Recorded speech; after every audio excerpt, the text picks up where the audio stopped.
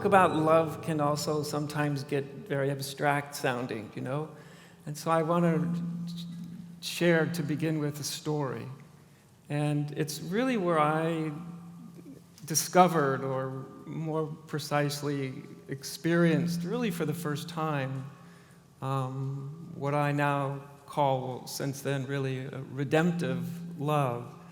And it's a particular quality of love. You know, it's funny that in our language, we have only just a very limited numbers of ways or words of types of love.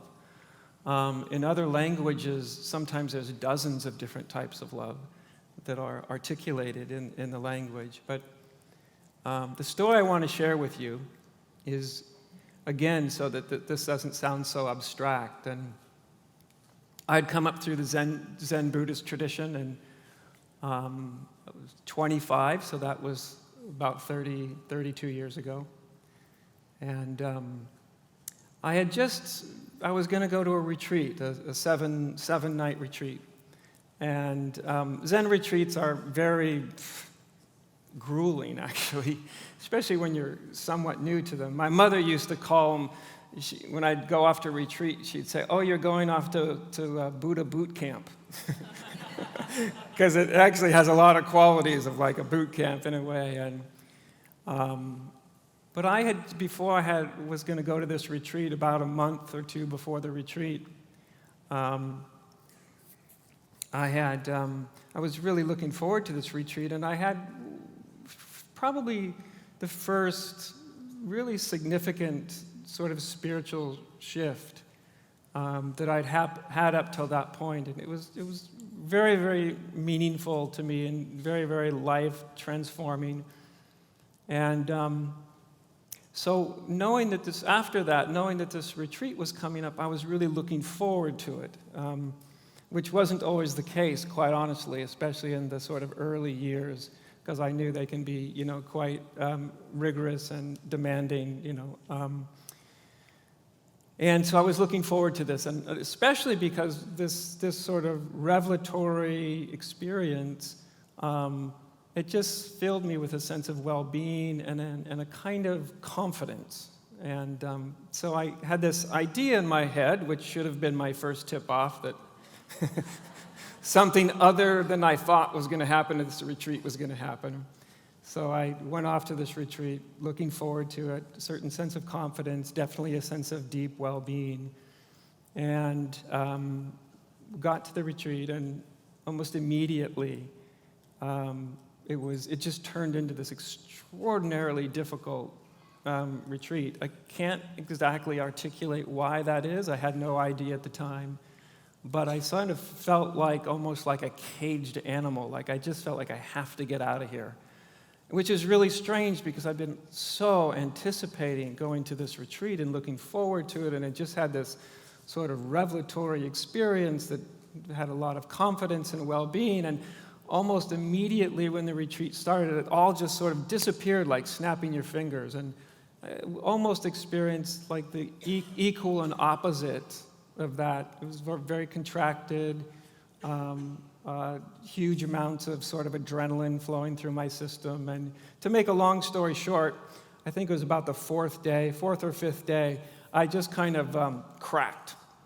And I found myself sneaking away from the retreat when everybody went into the meditation hall and nobody would be able to see me creeping away, you know, and I kind of snuck away and got in my car and was driving home, and it's hard to articulate, you know, it was a long time ago, I was pretty young, but it felt like an extraordinarily crushing sort of defeat, and I kind of really felt in a way that's hard to articulate or explain, even to myself now, but I really kind of felt like, okay, I gave this thing my best shot, I threw myself completely into my spirituality, and I just sort of felt whatever happened at that retreat just broke me, and I didn't understand why it happened or what was going on. But and so I drove off from that retreat thinking, well, I guess that's it. You know,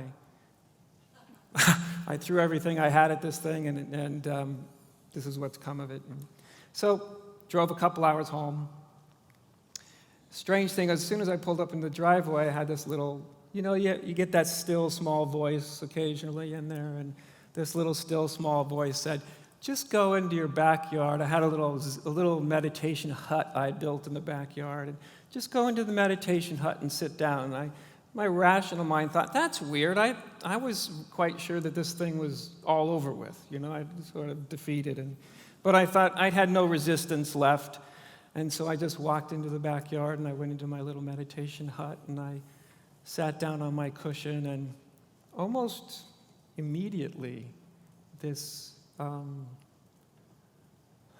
suppose, in a conventional sense, it was an immense heart opening occurred. And it was that experience. Some of you may have had it. As I said, there's many different qualities or essences of love. And this one felt like a pure gift, just a total grace, absolutely unexpected, at one of my more defeated moments that I had experienced up until that moment in my life. And all of a sudden there was this immense opening of the heart. And it was a kind of love that I'd never experienced. Now, that's why I call it redemptive love, because as an experience of being, what it felt like in some sense was that everything, and I mean everything, was completely forgiven. And I didn't even walk around thinking there was a lot I had to be forgiven for. I'm sure there was, more than I knew, but everything felt suddenly forgiven. Everything felt completely whole. I felt whole, from being totally broken to feeling totally whole. And it extended into everything I looked at, everything I encountered. I could sort of see and experience and feel this immense quality of love. And the thing, especially at that time, being a good Buddhist, was one of the strange things that happened right in the middle of all this was I had like this, almost like if you could think of the booming voice of God or something, right? And Buddhists don't usually think in God-like terms, but this sort of voice. And it said, this is how I love you, and this is how you shall love all things and all beings. And it was clear to me that it was a gift. There was no sense of, I didn't create it, didn't deserve it, if we can even speak in those terms. And here was this sort of booming voice it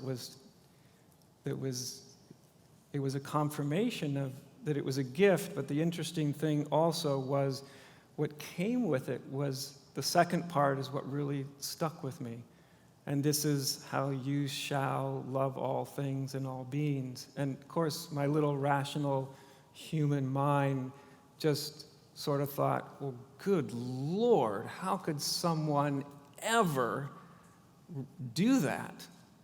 It's one thing to have that be, in a sense, at least experientially gifted from the heart of being, but to have it as a sort of kind of a human challenge.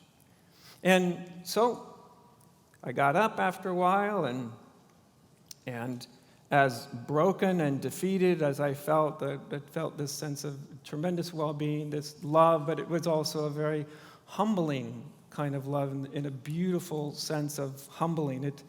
I didn't feel personally exalted by it. I felt humbled by it because it felt like it was a gift. And from that day forward, it became one of my sort of life koans. In Zen, there's koans, which are questions or stories or kind of a riddle that you're often given by the teacher, and it's an object of meditation, and you are asked to kind of resolve the koan. And of course, you can't resolve koans through the intellect, no matter how bright you are. You almost have to have some sort of revelatory opening to get the resolution.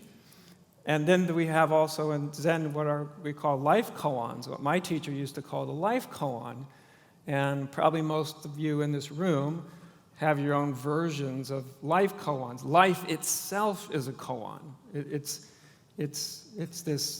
this immensity of the unknown, like just some cosmic riddle, and each person is sort of working their way through it and encountering all the very human ups and downs of life, right? And so I took this on as like, this is a koan. Yes, it was a sort of freely given gift, but it also had this other, I realized like I have now suddenly been made responsible in a way that as a human being, how was I going to respond to this? And I didn't have an answer. It didn't feel like a burden, though. It wasn't heavy, but it became a koan. And it became a life koan. It's not one of those koans that you just sort of resolve and move on to the next one. This is like something that's for 32 years now has been clarifying itself in many, many, many different ways.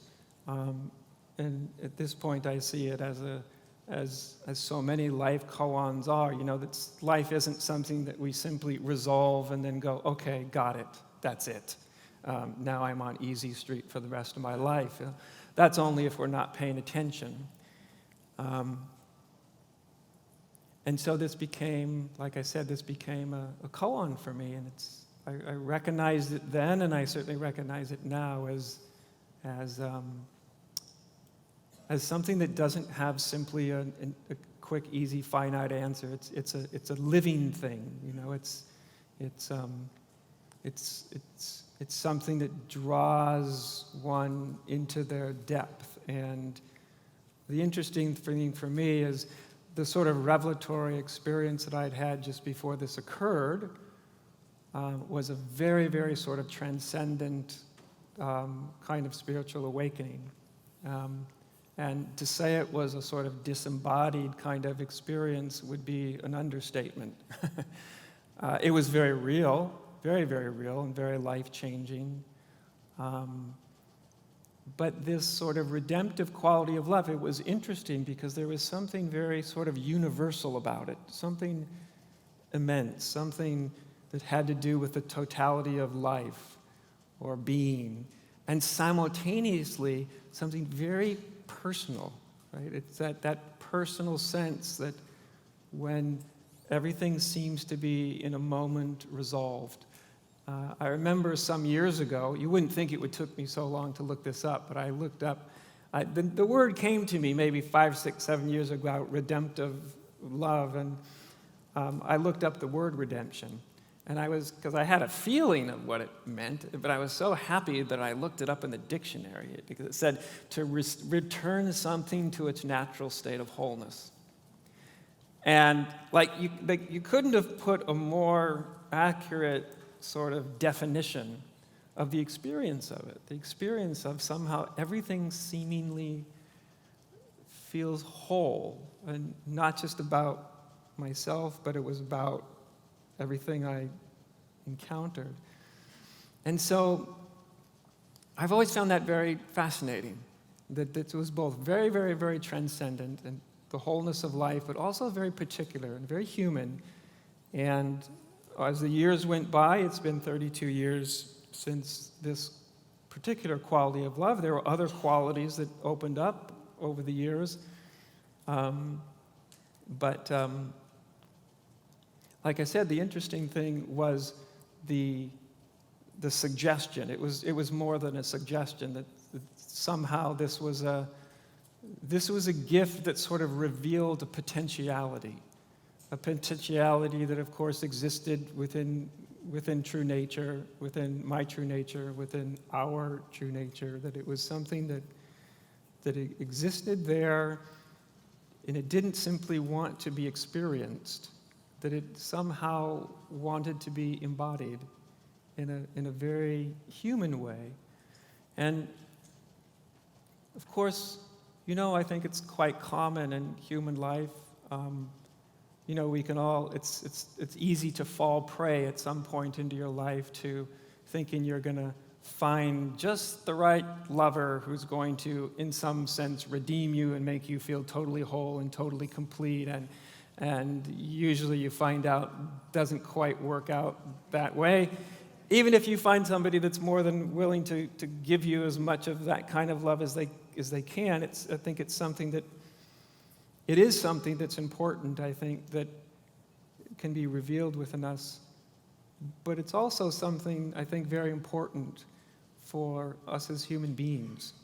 Like, one of the dangers, I think, of spirituality is that we can start to sort of find ourselves in this position of like being the receptor of grace or of insights or of spiritual experience, and we're receiving them, and that's important. Like, it's important for us human beings to be able and be willing and to be okay with receiving, because for a lot of people that's very challenging to really take in, even to take in something like a deep sense of acceptance or someone's unconditional love as much as someone might want it.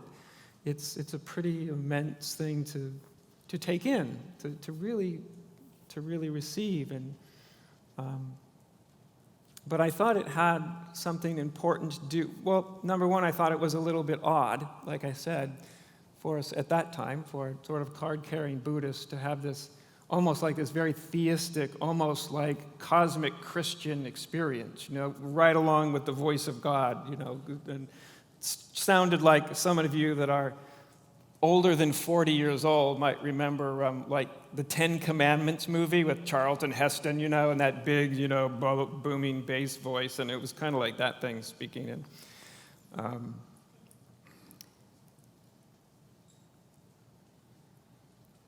I think another part about redemptive love that I think is also really important is it doesn't mean that like it can only visit us sort of in a moment of defeat, you might say.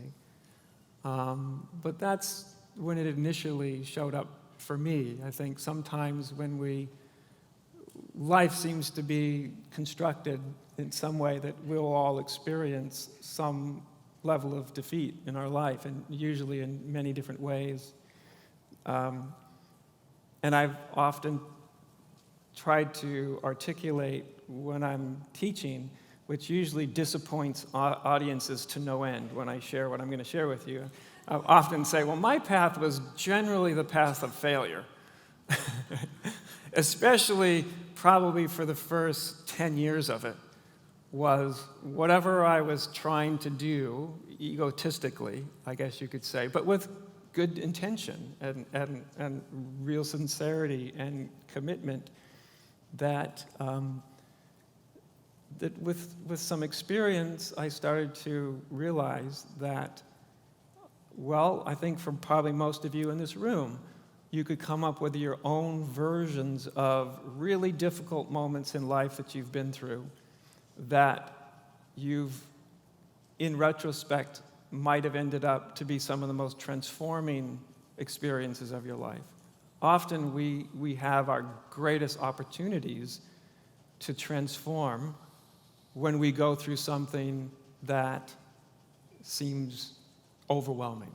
It could be a death, it could be a loss of job, it could be a breakup, it could be a divorce, it could be a million things, or it could be a 25-year-old kid feeling defeated in his little meditation hut, on the big problems of life. That doesn't seem so big, but of course, the bigness or smallness of any experience is quite subjective to each of us.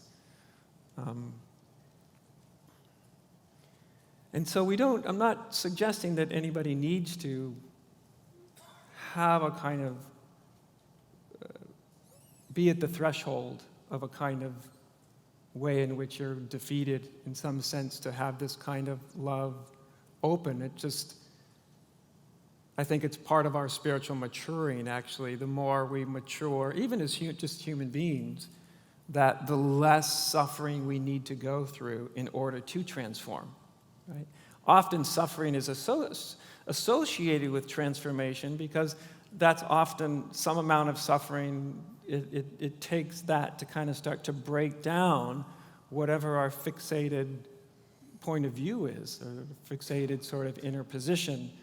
There's no law that says it has to be that way. I suppose it's as our resistance to life and to our own experience of being and to a whole host of other things happen, we start to realize that we don't need to have crushing defeats to have deep transformative experiences. But I've noticed over the years that very often, certainly often, initial, not only spiritually transformative experience, but just experiences where you learn something really, really important, right? They often come from very challenging moments.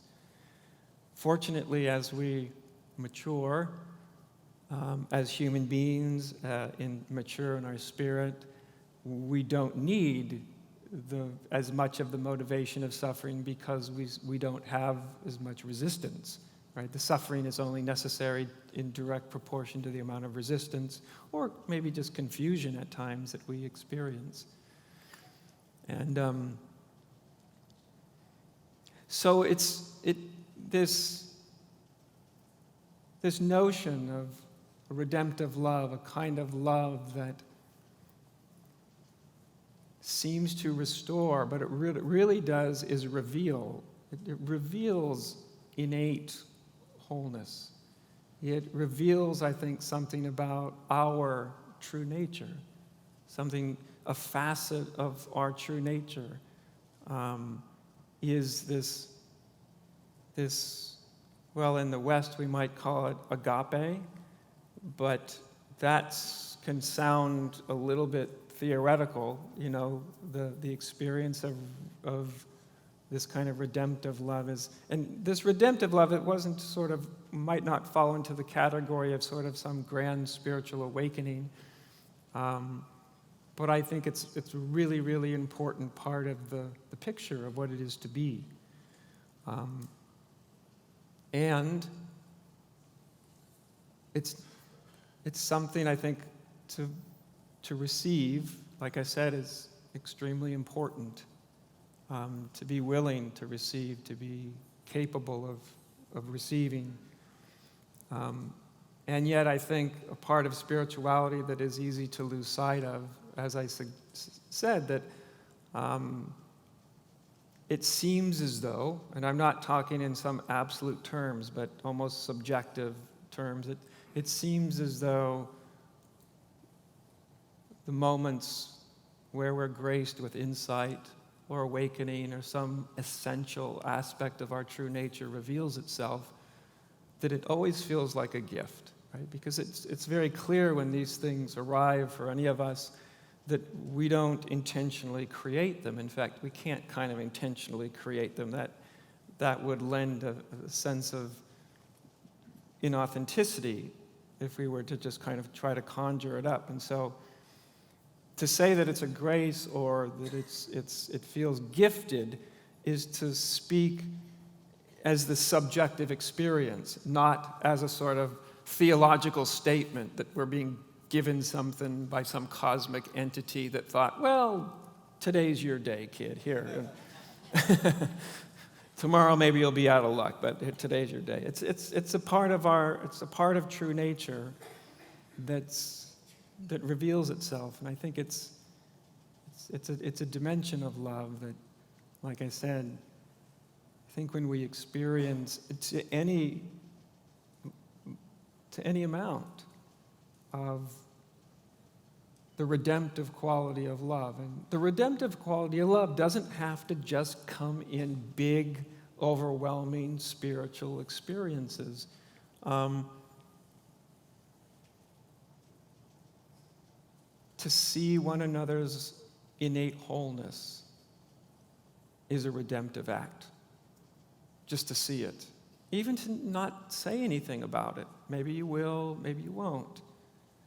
But you may have, it's sort of the difference between, you ever been with somebody and you're struggling, let's say, going through an issue, you sit down with a friend or somebody, and there's that quality of relationship with a friend in that moment, you can say, where the friend is trying a little too hard to help you.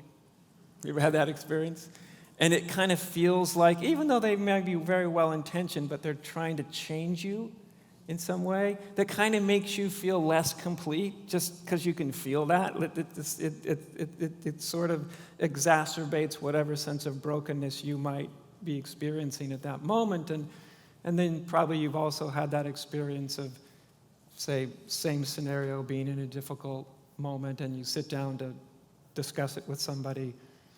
And when you're with somebody that isn't trying to change you, and you can tell that they're looking at you and they're feeling about you that even though you might be going through a really challenging time, that they don't see you as broken in a way. They don't see you as someone that needs to be fixed. You may be reaching out for support or help or whatever, but it's a different experience, isn't it? When you're with somebody that's not trying to change you because they don't see you as flawed in some way. And that's always a very healing encounter, I think, when we encounter any kind of wholeness. And sometimes wholeness comes as a revelatory experience. I mean, it's kind of spiritual awakening reveals a wholeness of being, that a completeness of being that doesn't in any way cover over our foibles, our fallibility as a human being, but in these deeply open, redemptive moments, we feel like the fact that we may not feel perfect as a human being doesn't mean that we cannot receive or do not deserve to receive sort of almost the greatest gift of love that there can be. And yet I don't think that, therefore, we need to sort of sit around and hope for some cosmic moment. Those kind of come when they come. But since it is a part of yours and mine, our true nature, I do think in a certain sense, the kind of love I'm talking about is, I think of it as like the quality of love that has eyes, because it sees things differently. You ever seen, there's figures from Hinduism, there's figures in Buddhism as well. There's certain like bodhisattvas, which is sort of the incarnation of compassion. And some of those will have like eyes all around their head. Sometimes there's eyes on their palms of their hands. You see the same thing in Hinduism. And to a Westerner that doesn't know what that's about, it seems very odd. What's this thing with eyes everywhere? It looks kind of alien and strange. And yet we do see the world. We're all seeing the world through our own lens, I'd say. And the bigger or the more inclusive our experience of love is, I think that the eyes that it has become more acutely aware that. And this is a really interesting thing about any quality of love, that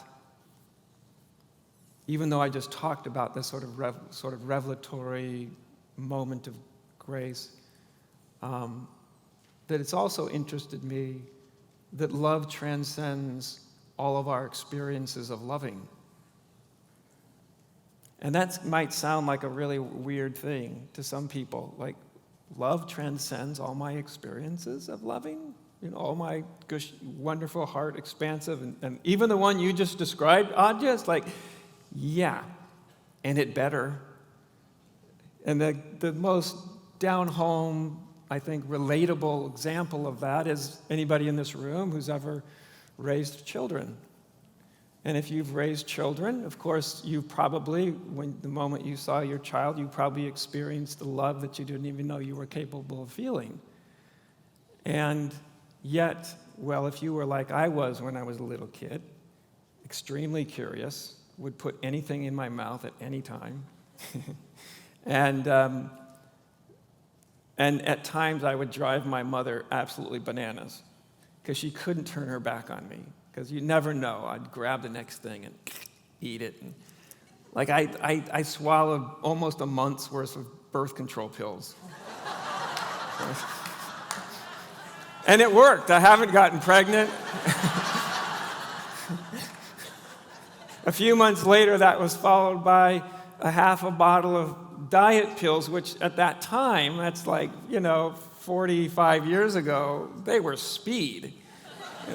When the doctor gave, here's your diet pills, it was basically what we call speed. So I had about a half a bottle of speed. And so you can imagine my mother is a little bit on edge, what's the next thing this kid's going to throw in his mouth? And she actually got so worried. I think there was something else I ate, too, that put me in the hospital again. So she got to the point where she was literally expecting social services to come visit the house at any moment, wondering, why is this kid always in the hospital with, weird stuff in his stomach. But so, by my mother's own admission, there are many times, I think, as any parent, or even if you're just, you love your friend, or you love a lover, or sometimes your love is there even when you don't feel it, right? So when you're a little kid and you're driving your mom or your dad absolutely bananas, because who knows what you're doing, but it's not like they're sitting there feeling a swelling of the heart chakra, as you're having a meltdown in aisle number 2 of the grocery store and you just pulled 20 boxes of Cheerios off onto the floor, your mother, father probably isn't going, oh, sweetheart, my darling, And yet, I think any parent in this room would say, when I feel like that, it doesn't mean I don't love my child.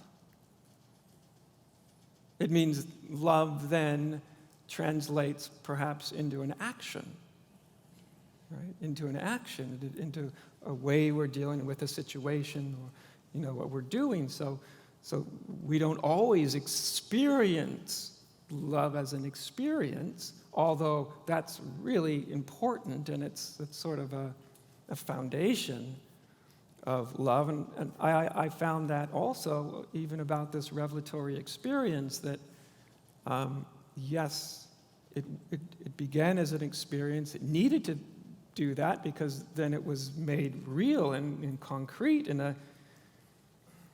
even though it was immense and transpersonal in a certain sense, but it was also immensely personal simultaneously. And the second half of that revelatory experience, as I said, was this sort of challenge. This too is how you shall love all things and all beings. And I can guarantee you when it said, this is how you shall do it, I didn't take it as like, that's a guarantee. Like, oh yeah, okay, I'll do that. I took it as like, wow, I think I've just been given a life koan. And even at the moment I heard it, or very shortly afterwards, I had the distinct feeling that this was going to be the kind of revelation where sometimes revelations, like that one is like the door just gets kicked down and something comes in. Sometimes revelations are just like the door just gets quietly opened and you see or experience something that's extremely significant, maybe even life-changing, but it doesn't necessarily need to feel like you got the door broken down. It can be a subtler moment, but the suggestion that this was that there was a human capacity even a remotely human capacity to see and to experience. When vision becomes experience and experience becomes vision, to see and experience life with those eyes. And I realized that it didn't necessarily mean I was going to walk around in that sort of super expanded space of the heart all at every moment necessarily. But that didn't mean that the koan of loving disappeared or was resolved, or because I saw that it needed to. It's something that I found out that was quite surprising for me over the years of different spiritual openings, that at the beginning, I didn't really think this through coherently, but I think in retrospect at the beginning, I thought of things like awakening and enlightenment and all these things, like these are things that happen to me. And yeah, that's true. They can happen to us, and they can be very personally transforming, and we can end up with a very, very, very different sense and experience of who and what we are than we begin with or than we even imagined. But the thing that I didn't count on, that was surprising in a way, was that there's the human experience of the spiritual impulse. I think when the spiritual impulse really gets activated in you, as egos, let's say as egos, we receive it. We don't really create it. We're kind of, as egos, we're the recipient of the impulse. Now, when spirituality is sort of in that sort of really investigative, fun, exciting, you're dabbling, you're window shopping, that's also the spiritual impulse operating also. But when that impulse really gets deeply activated, I think it's very clear, although we may not reflect on it in this way, but it's quite clear that as egos we kind of receive that impulse. And when I say we receive it, I don't mean that as a sort of absolute theological statement of fact. I mean as a subjective experience of being. And fortunately, as egos, we receive it because, as you've noticed, probably, many of you, that the spiritual impulse has an intelligence. All on its own, it has more to do with the deepest part of true nature that is transcendent and yet inclusive of ego. But this is the part that I found interesting, was from the human perspective, we think of spirituality often, not exclusively, I hope, but in terms of the revelations we're going to have, what we're going to experience is our transformations, our awakenings, all that kind of stuff. But from the standpoint of, let's just say for this evening, from the standpoint of true nature's impulse or its agenda far, far, far, far goes beyond the ego's relationship with it. That something about true nature is actually extremely interested. It's like the revelatory moments make something possible, that they're not necessarily an end in of themselves, that they make possible, which is a question mark, possible, not a guarantee, but they make possible a kind of nitty-gritty human embodiment. It's almost like, in one sense, the form of us longs for a sort of release from at least what we initially will experience as a kind of bondage, whether that's psychological or physical or whole combination of kind of freedom and release, and that's one way the impulse seems to arise. But that's, I think, like the way our ego receives and interacts and translates the impulse, and rightly so. Like that's there's no value judgment on that. That just seems to be in large part what it does. But the impulses, when it's not being filtered and translated and interpreted through the sort of egocentric sort of, what could you call it, operating system, I guess, that it's not just seeking revelation and awakening and all these things. It's seeking that for sure, but it's also seeking to be embodied, which is fascinating. It's seeking to be almost, maybe not even almost, maybe literally, to be informed. And a human incarnation, all we got to do is look in the mirror and like there's form. And there's something about the impulse that seems to also be aiming at a sort of informed version. I think of it as almost like a human translation of revelatory experience. Because if there's not a human translation of revelatory experience, then we've got a great experience. But I think the impulse is not totally satisfied. And I think that something along those lines is what occurred when that sort of redemptive love kind of grace opened, and that it made it very, very clear within seconds of the opening that it was a freely given gift, and it was a challenge, right? It was seeking to be embodied. It was seeking to be informed, and that was the life koan, because I do not think such a thing has an endpoint. I don't think we cross a line and go, well, I'm the perfect human incarnation of redemptive love now.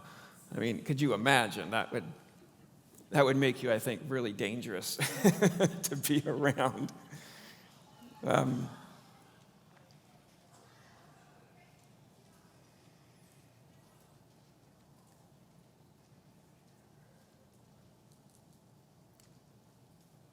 So I think any experience of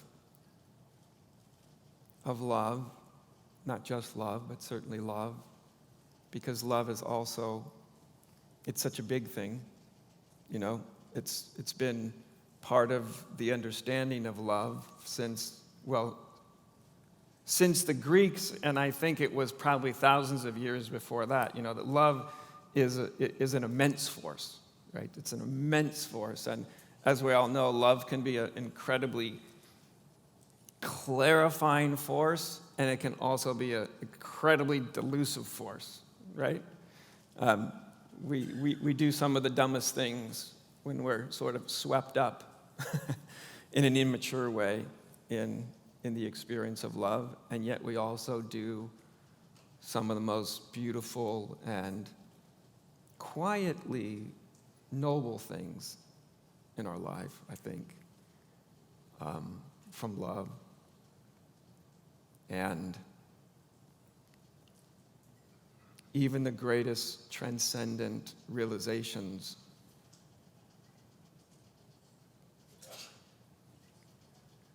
they also need their counterpart.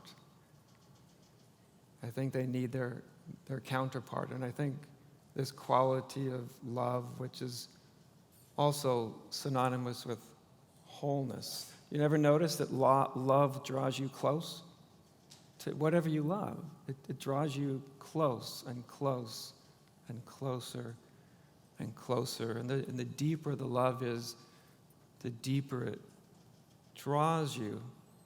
And in more mature love, even when we're drawn so close that the boundaries between self and other dissolve, that there's this paradox that is possible to experience and even embody, where we can be deeply drawn beyond whatever our felt sense of boundaries are, and they can dissolve, and we can realize a kind of unifying force, and maybe even a kind of unifying vision.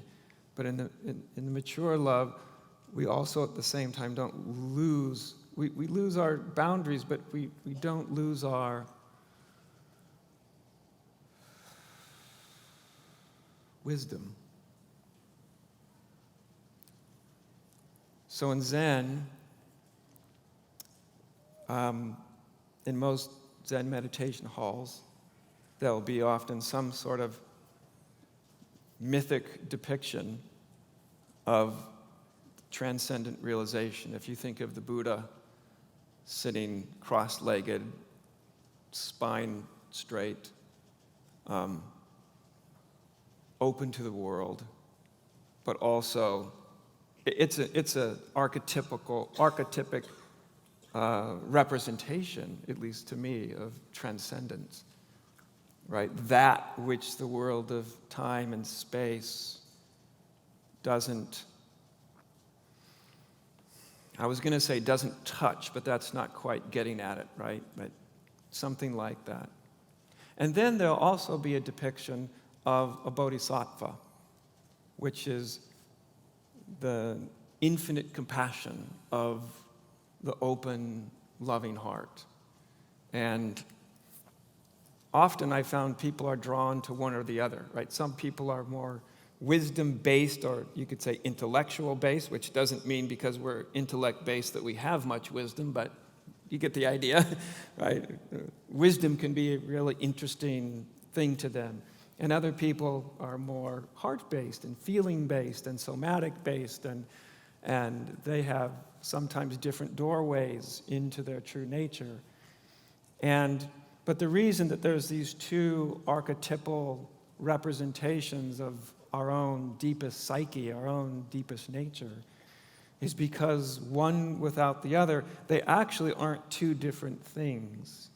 They're actually like the front and back of your hand, or they're like your left foot and your right foot.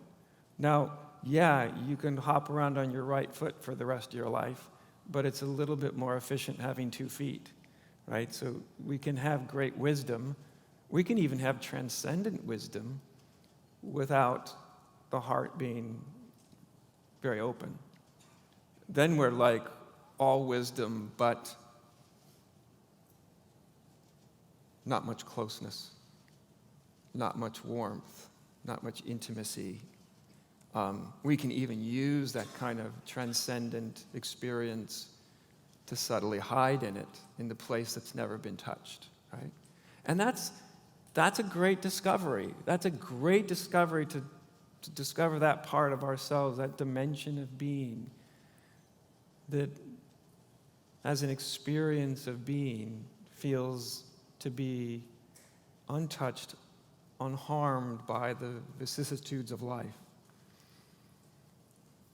And it can be, especially if you've had some real challenges, some real difficult times in your life, it can feel like a real safe haven, like, yeah, that's safe. I'm not harmed there. It's almost like life can't get to me there. And of course, that's when our ego mind starts to, in some sense, appropriate the experience, but nonetheless, what gets us out of that is, of course, the opening of the heart. And in Zen, like that's the bodhisattva of compassion. The bodhisattva of compassion is an expression of what I call the second kind of freedom. There's the freedom that we all know, or at least intellectually we know. I call it simply freedom from, right? And the transcendent dimension of being is in large extent can be, at least rudimentarily speaking, can be in one sense defined as freedom from the unborn, undying, uncreated. It's free from this, free from that, free from harm, free from the tragedies of life. The part of me that's never suffered and never suffers. And boy, is that important to come to. It's a really important thing. And yet, there is also, I think, an even more mature, let's say, type of freedom. And I think it's not defined by freedom from, what I'm free from. It's actually defined by what I'm free to. Like, okay, I'm free from the world of time and space.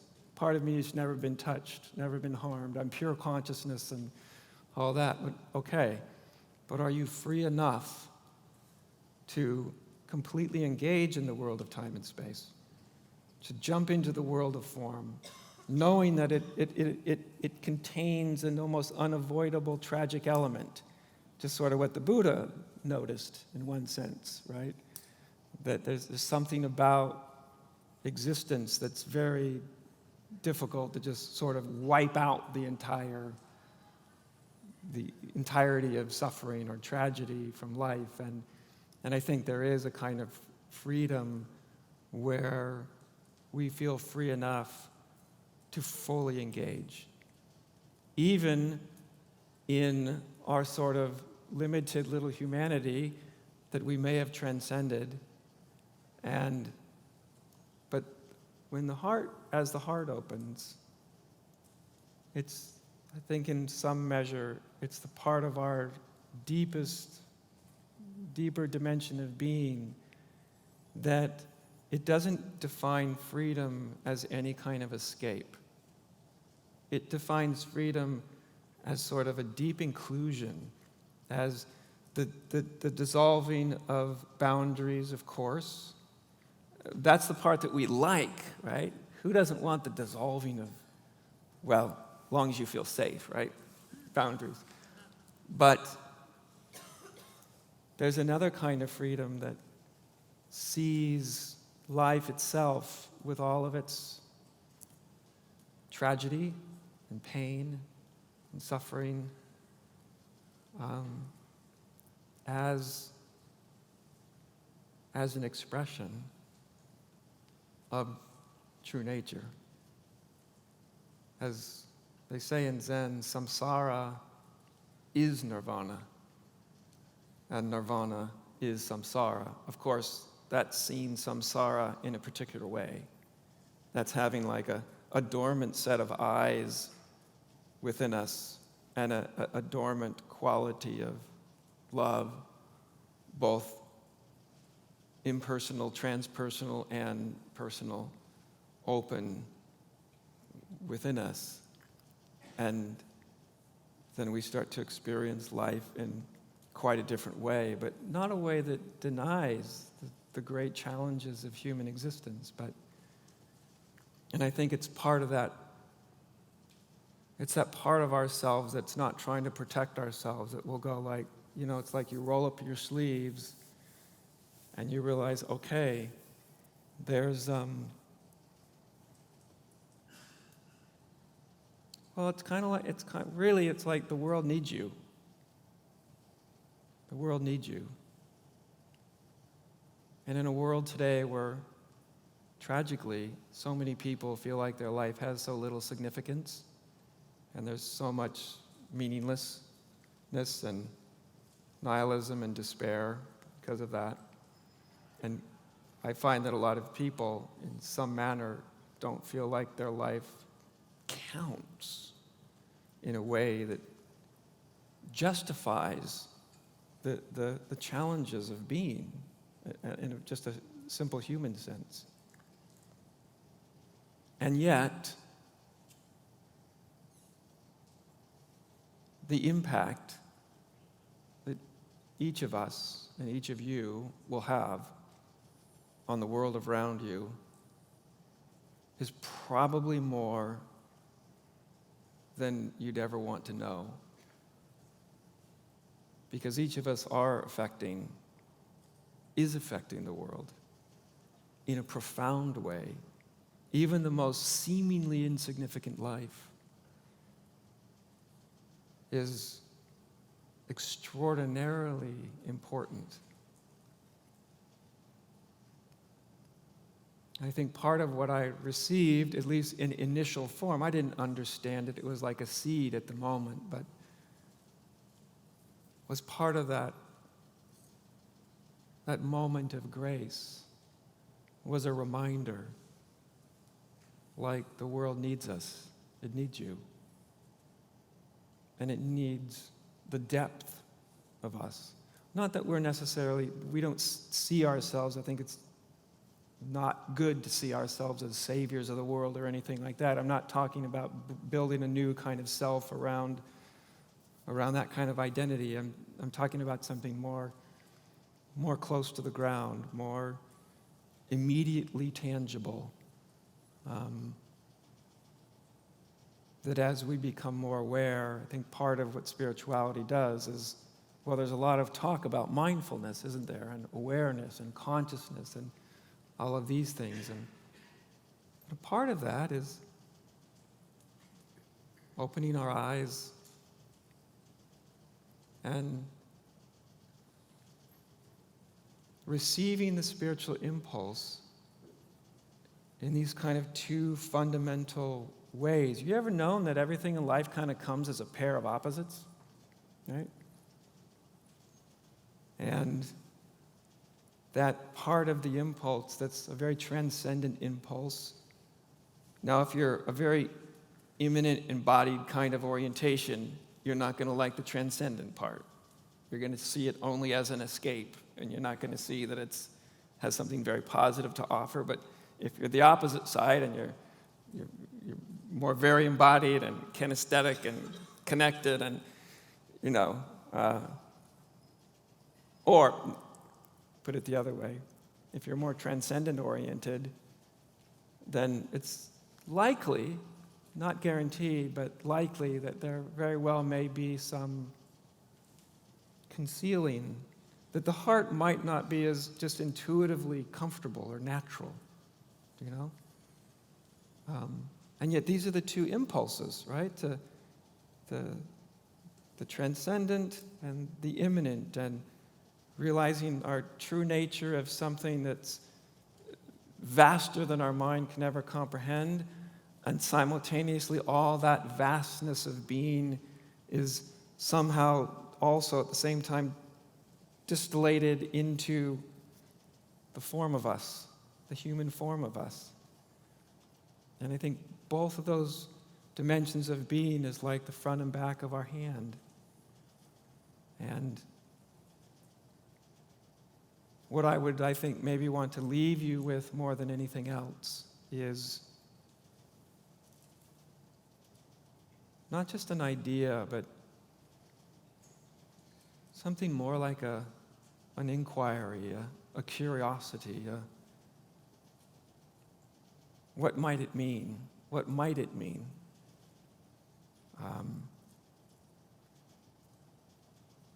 To listen to the heart. What might it mean if you walk out these doors and you don't know how to do it? Don't think about how. Just a subtle intention, just a little intention that says, whispers in your ear, what might it be like right now to see this moment through the eyes of the heart?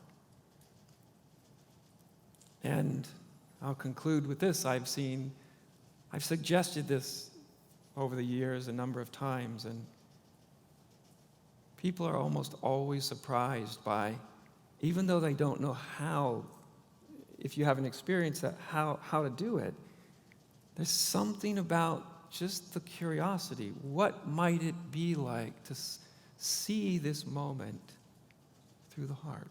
And it can just evoke a potential. And it might be a great thing. It might be just a whisper of just a little different orientation.